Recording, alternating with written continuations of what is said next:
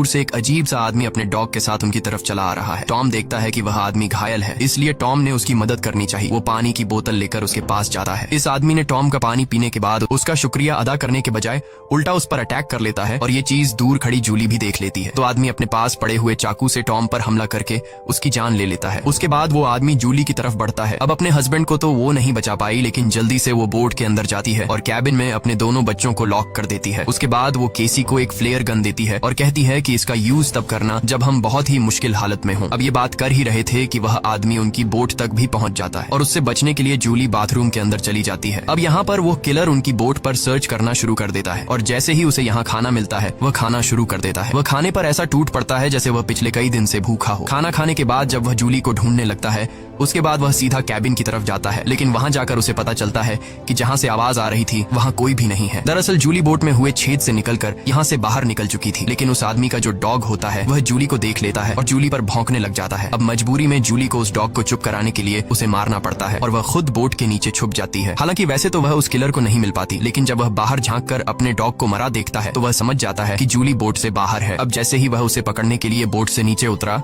तो जूली वापस बोट के ऊपर जाकर एक टूटे हुए शीशे को अपना रास्ता बनाते हुए फिर से बोट के अंदर आ जाती है। लेकिन थोड़ी देर में यहाँ पर जूली उस आदमी के हाथों पकड़ी जाती है। वह उसे उसके बालों से पकड़ के उसे मारने लग जाता है। वह जूली का गला दबाने लगता है। अब वह किसी तरह से खुद को बचाने के लिए उस किलर से लड़ने लगती है। कैसी जो ये सब केबिन से देख रही थी उसे याद आता है कि ये फ्लेयर गन यूज करने का अच्छा मौका है। वो फ्लेयर गन चला देती है जिससे आदमी दूर जा गिरता है, लेकिन उससे ज्यादा कुछ नहीं होता, बस उन्हें भागने का मौका मिल जाता है और बोट में आग भी लग जाती है। अब जूली जल्दी से अपने दोनों बच्चों को बचाने के लिए उस बोट से बाहर निकल जाती है। बोट से निकलते वक्त वो किलर एक बार फिर से जूली पर हमला करता है, लेकिन इस बार जूली उसे लात मारते हुए पीछे गिरा देती है। बाहर जाने के बाद कैसी और बैन अपने फादर की डेड बॉडी को देखकर रोने लगते हैं। उन्होंने इस सब की बिल्कुल उम्मीद नहीं की थी। बैन अपने पिता की मौत का खुद को जिम्मेदार ठहराता है। वो कहता है कि न मैं वो बलून ऊपर छोड़ता और न ही आदमी उन्हें देखकर यहाँ आता। अब यहाँ पर जूली भी अपने हस्बैंड से लिपट कर रो रही थी कि तभी वो देखती है कि वो किलर उनकी जलती हुई बोट से बाहर निकल आता है और अब उनके लिए यहाँ पर रुकना सेफ नहीं था, इसीलिए वो अपने दोनों बच्चों को लेकर यहाँ से भागती है। कुछ ही देर बाद उनकी जलती हुई बोट ब्लास्ट हो जाती है। भागते भागते ये लोग काफी थक चुके थे,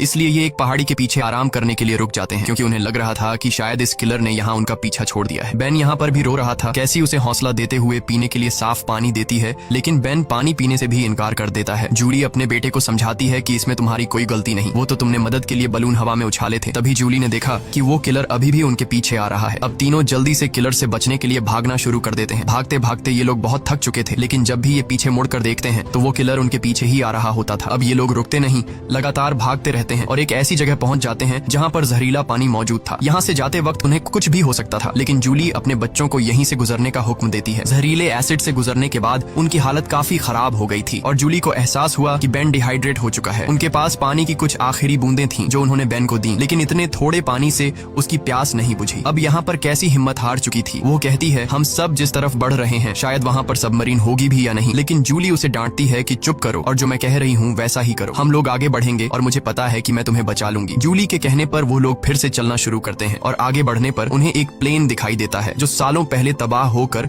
समुद्र में गिर गया होगा। ये लोग प्लेन के अंदर छिप जाते हैं और जूली एक आखिरी बार अपनी फैमिली फोटो देखती है जो उन्होंने कल रात ली थी। उस फोटो को देखकर सभी लोग टॉम को याद करते हैं। इन तीनों को यकीन नहीं हो रहा था कि एक ही दिन में उनके साथ क्या से क्या नहीं हुआ। अब रात काफी हो चुकी थी और ये लोग थक भी चुके थे। कैसी और बेन सो चुके थे। तभी किसी की आवाज से केसी की आंख खुल जाती है। वो बाहर देखने आती है तो देखती है कि वही किलर उनके पीछे आ रहा है। अब इन तीनों को इस किलर से हर हाल में जान छुड़ानी